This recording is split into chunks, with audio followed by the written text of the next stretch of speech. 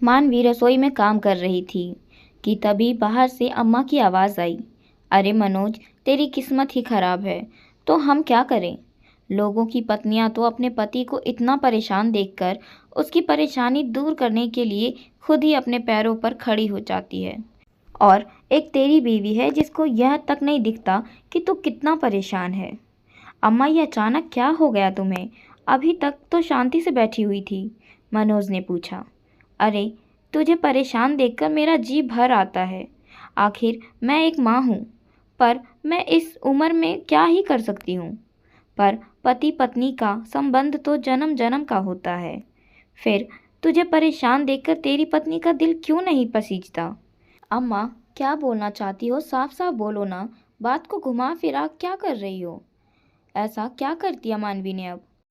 अरे, तेरी पत्नी तेरे साथ कंधे से कंधा मिलाकर नहीं चल सकती है क्या?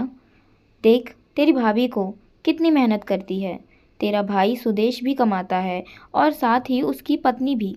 आज दोनों कितने खुश हैं। बच्चों को कितने बड़े स्कूल में भेजा है उन्होंने। साथ ही घर में नौकर काम करता है। कितने आराम से ज़िंदगी बीत रही है उनकी। पत्नी तो उसे ही कहते हैं जो पति के कंधे से बोझ बराबर बांट ले।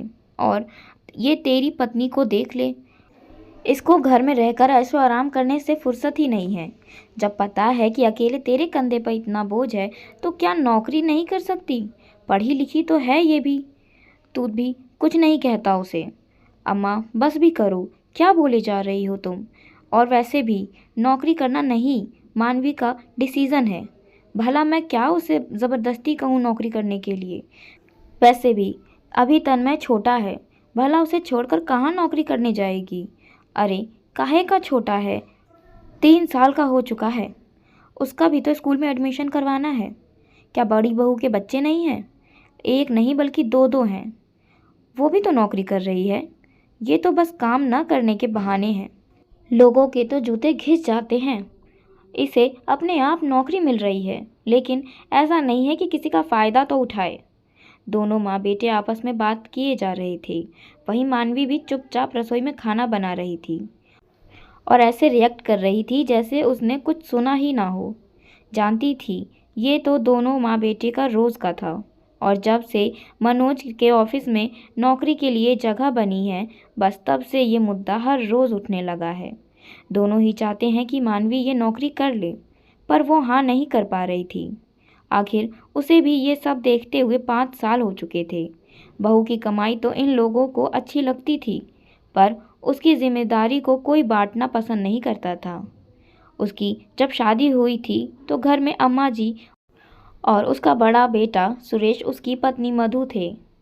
साथ ही उनके 2 जुड़वा बच्चे नेहा और प्रिंस थे।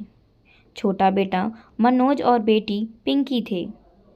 मध्य वर्गीय परिवार था। मनोज की दुल्हन बनकर वो इस घर में आई थी। बहुत जल्द ही मानवी को समझ आ गया था कि मधु की स्थिति घर में अच्छी नहीं थी। वो अक्सर थकी हुई सी रहती थी। मधु एक कामकाजी महिला थी। सुबह जल्दी उठकर पूरे घर का काम करती थी। उसके बाद ही बाहर अपने काम पर जाती थी और वापस आकर दोबारा अपने काम पर लग जाती थी। लेकिन उसकी मदद के नाम पर कोई नहीं था। ऐसा भी नहीं था कि घर की स्थिति बिल्कुल गिरी हुई थी। दोनों भाई कमाते थे।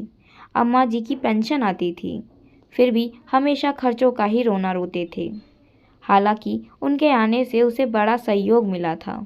पर 3 दिन जब वो रसोई में नहीं जाती थी तो मधु की क्या स्थिति रही होगी, ये तो उसे अच्छे से समझ में आता था। अम्मा जी तो सुबह उठकर अपने नित्य कर्म पूजा पाठ वगैरह में लग जाती और उसके बाद बैठकर सिर्फ हुक्म बजाती। पिंकी अपनी पढ़ाई का बहाना कर अपने कमरे में जाकर बैठ जाती।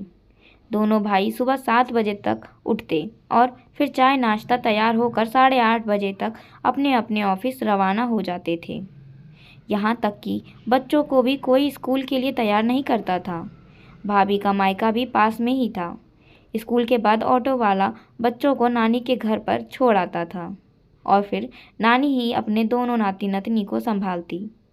जब मानवी ने इसका कारण पूछा तो मधु ने कहा कि यहाँ बच्चों को कोई संभाल नहीं पाता, इसलिए ऑटो वालों को कह रखा है कि दोनों बच्चों को नानी के घर छोड़ दो।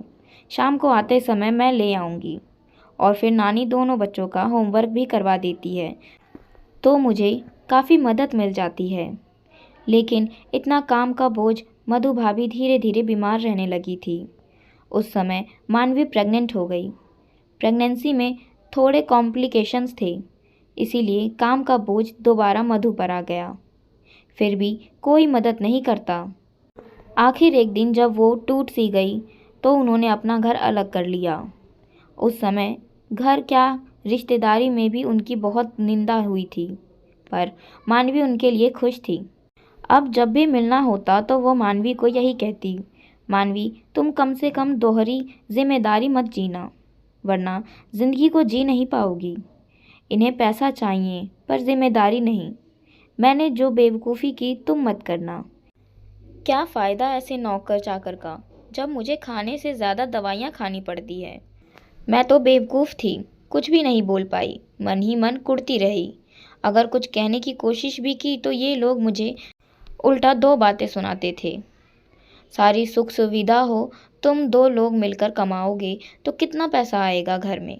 घर में नौकर चाकर काम करेंगे, घर में पड़े पड़े क्या रोटियां तोड़ती रहती है। अम्मा जी तुनकते हुए बोली। उनकी बात सुनकर मानवी बोली, अरे अम्मा जी ज़रा समझो तो सही, मेरा बेटा बड़े स्कूल में ना जाकर छोटे स्कूल में चला जाएगा, लेकिन सिलेबस तो वही पड़ेगा, ज्ञान तो उसका भी अपनी कक्षा के अनुसार ही होगा। घर में सुख सुविधा की आप बात कर रहे हो तो एसी ना सही, कूलर ही सही। मुझे तो कूलर की हवा में मस्त नींद आती है। 56 इंच का एलईडी ना सही, 42 इंच का एलईडी ही सही। वैसे भी मुझे टीवी देखने का इतना शौक़ नहीं है। फुल्ली ऑटोमेटिक वॉशिंग मशीन ना सही, सेमी ऑटोमेटिक तो है। इसके साथ साथ मेरे हाथ भी चलते रहते हैं और मेरी एक्सरसाइज भी हो जाती है। और नौकर चाकर की ज़रूरत क्या है, मैं सारे काम खुद से कर लेती हूँ। और मेरे घर के काम मुझसे बेहतर नौकर चाकर तो नहीं कर सकते। अरे ये सब तो आलसी औरत के बहाने होते हैं, जो घर पे पड़े पड़े ऐशो आराम की ज़िंदगी जीने की आदी हो जाती है। तुम जैसी औरतें कभी आगे नहीं बढ़ सकती, जो हमेशा यह सोचती है कि पति कमाए और औरतें उनकी कमाई पर घर चलाएं। तुम जैसी औरतें पति को पैसा कमाने की मशीन समझती है, पर खुद कभी गृहस्थी को चलाने के लिए कोई योगदान नहीं दोगी। अरे और भी तो औरतें करती हैं, तू क्या अनोखी है। अम्मा जी चिढ़ते हुए जानबूझकर ऐसा बोली, ये सोचकर कि मानवी चिढ़कर ही सही गुस्से में घर के बाहर तो निकलेगी और नौकरी करेगी, जैसे बड़ी बहू ने किया था। पर मानवी जानती थी कि ये सब जानबूझकर बोल रही है।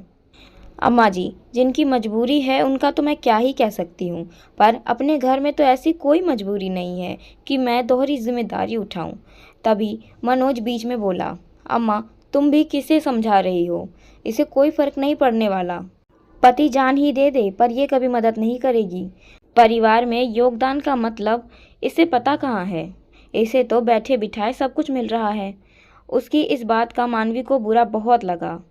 उसने उसी समय पलटकर कहा, सही कहा आपने, आखिर क्यों करूं मैं नौकरी, बताओ मुझे।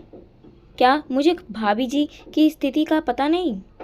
जब वो नौकरी करने जाती थी और अपने बच्चों को अपने मायके छोड़कर जाती थी, आप में से किसी ने कहा कि बच्चों को घर पर ही छोड़ जाया करो, हम जिम्मेदारी संभाल लेंगे। सुबह 4 बजे उठकर वो घर का सारा काम करके जाती थी और वापस आकर दोबारा घर के कामों में लग जाती थी। लेकिन आप लोगों से इतना नहीं हुआ कि उनकी मदद कर दो।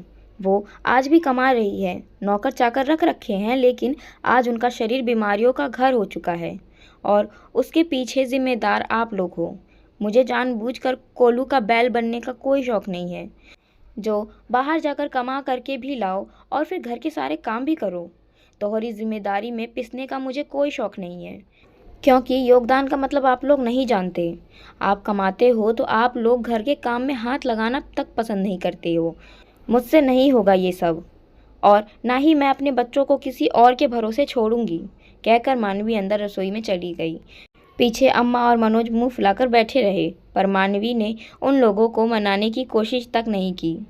2 दिन तक दोनों मुंह फुलाए रहे, लेकिन मानवी उसे कोई फ़र्क नहीं पड़ा। वो तो सिर्फ अपने काम में से मतलब रखती थी।